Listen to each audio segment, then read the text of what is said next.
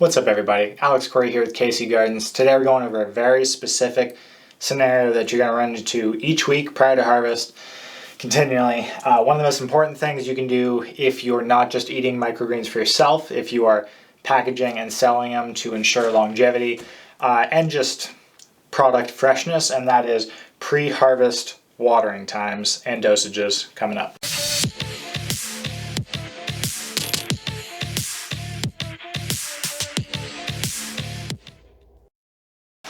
This is one of the most pain in the butt things about microgreens. It doesn't matter if you're eating them for yourself, but if you have a consistent volume that you're expected to deliver each delivery day, for us that is Wednesday is our delivery day, and it might actually pick up to twice. Our busy season, we're coming into our busy season. It is middle of October right now, and it's kind of like snowbirds flocking to Florida.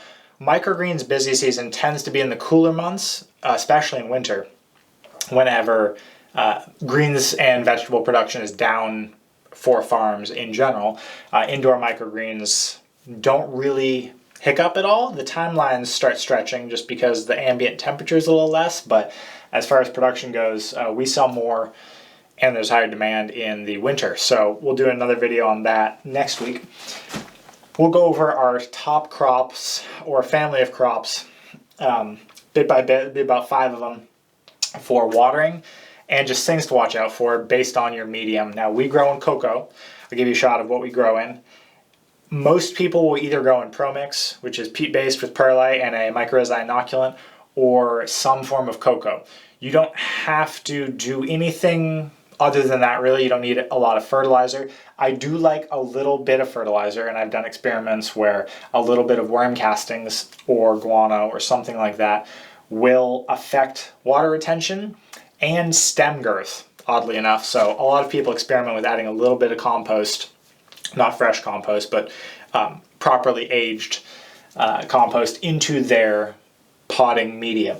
We do cocoa with a little bit of fertilizer. It does give the micros an extra little bit of taste and stem growth, like I said, so you get a little more weight out of it.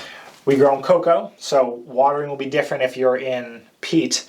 ProMix has its own costs and benefits, so to speak, but in general, cocoa holds water longer, as I've explained in my videos, and that's why I like it.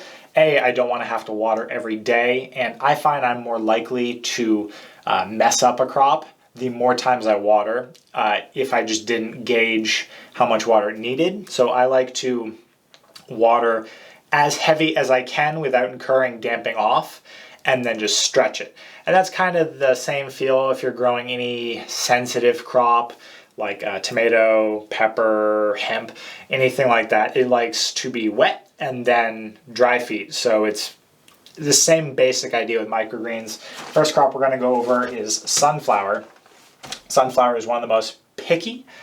It drinks just constantly. It really likes being moist.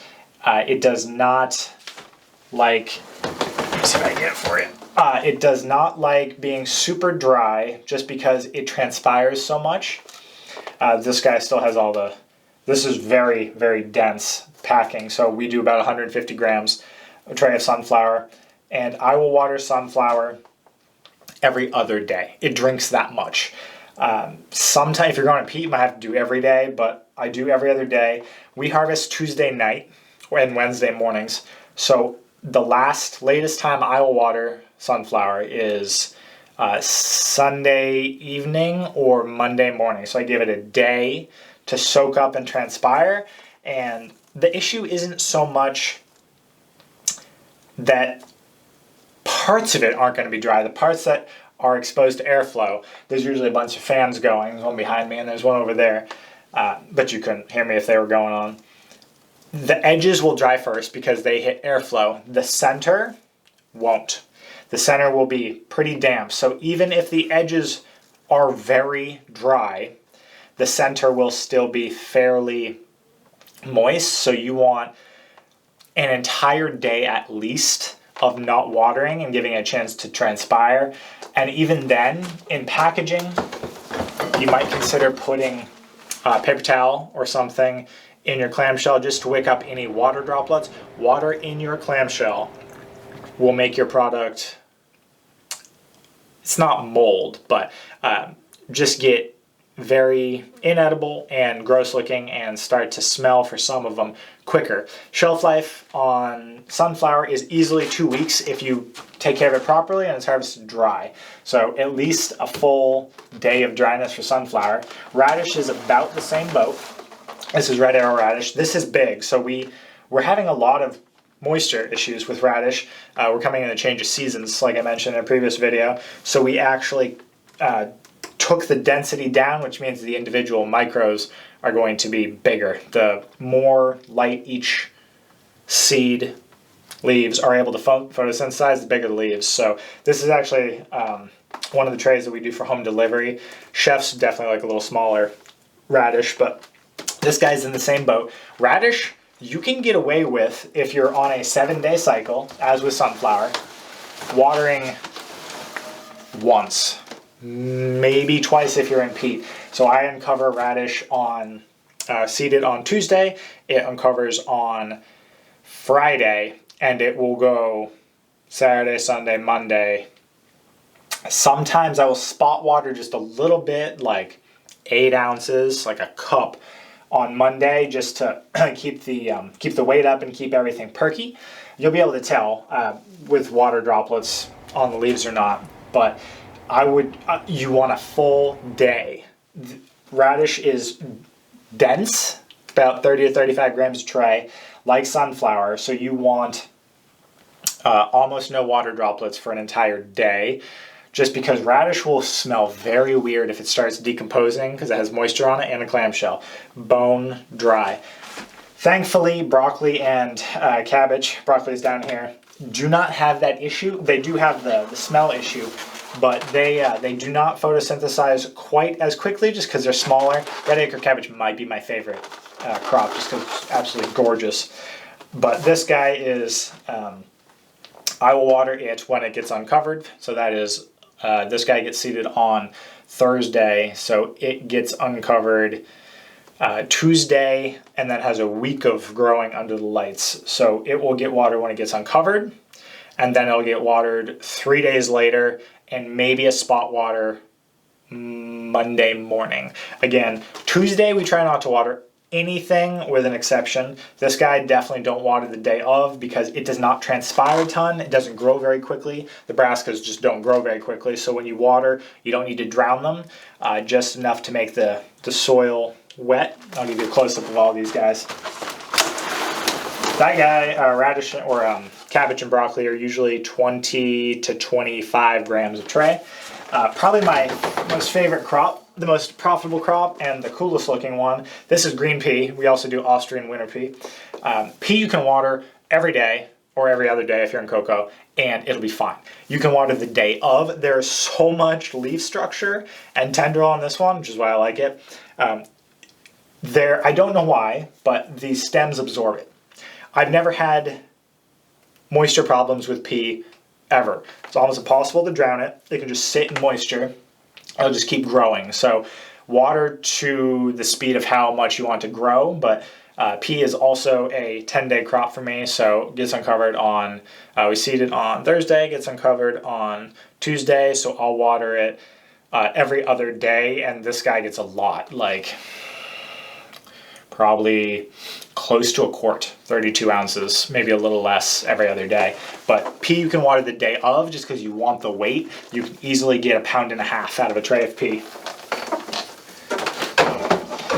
Next up, we've done the families. So the other ones are specialty crops. We'll do a separate video on this because this is gonna run long enough, but for different families, so pea family, sunflower, radish family. So I have the Rambo down here. It all depends on your density. So if you go lighter on the density, you don't have to water as much because there's less seeds. Don't think of watering per tray, think of watering for the amount of seeds that you put in. So if you go less dense because you're having damping off issues or you're trying to get more airflow, you don't have to water as much. There's just not as much vegetative structure to suck up the water. This guy, so beautiful. Smells wonderful too.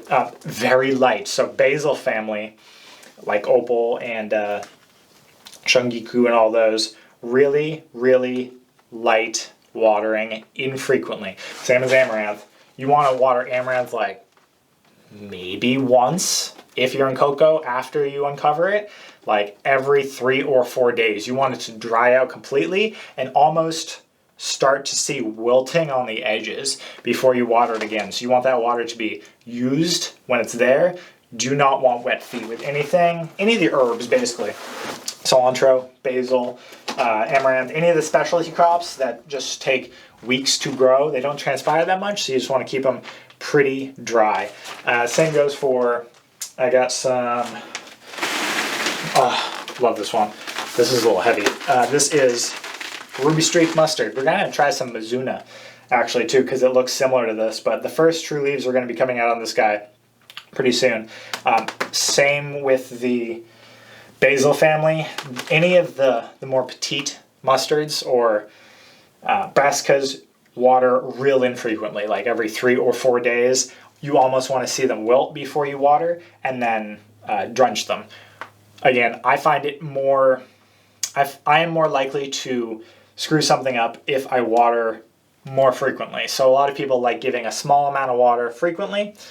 I don't like doing that because I'm less likely to actually feel the weight of the tray based on ambient room temperature, based on proper airflow. Maybe I was doing an experiment and seeded more densely.